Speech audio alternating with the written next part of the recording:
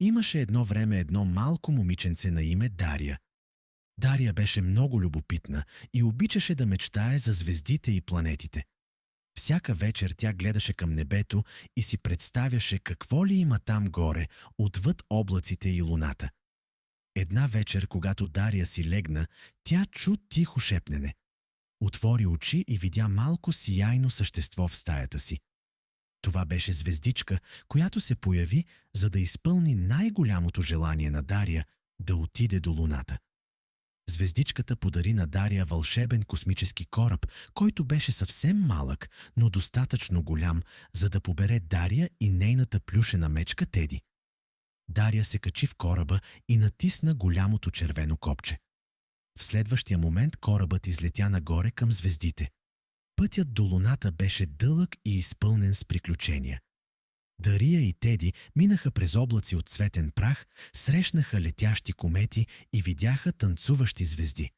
Но най-вълнуващото беше, когато стигнаха до огромна планета от сирене. Дария слезе от кораба и опита малко от сиренето. Беше вкусно. Продължиха своето пътешествие и най-накрая стигнаха до луната.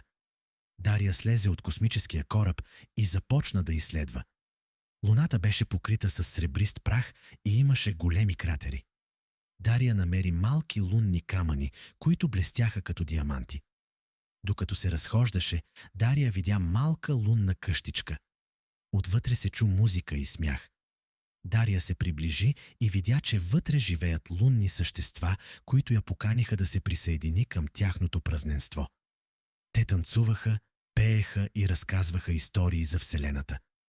Лунните същества подариха на Дария малка лунна светлина, която да й напомня за това магическо пътешествие.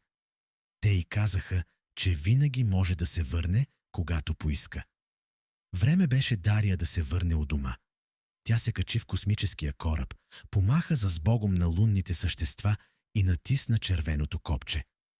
Корабът се спусна обратно към земята, а Дария заспа, докато звездите пееха лека нощ.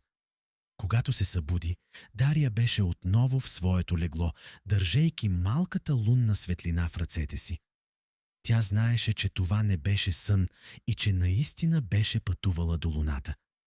От този ден нататък, всяка вечер, когато Дария гледаше към небето, тя се усмихваше, знаейки, че някъде там, на луната, я чакат нови приятели и нови приключения.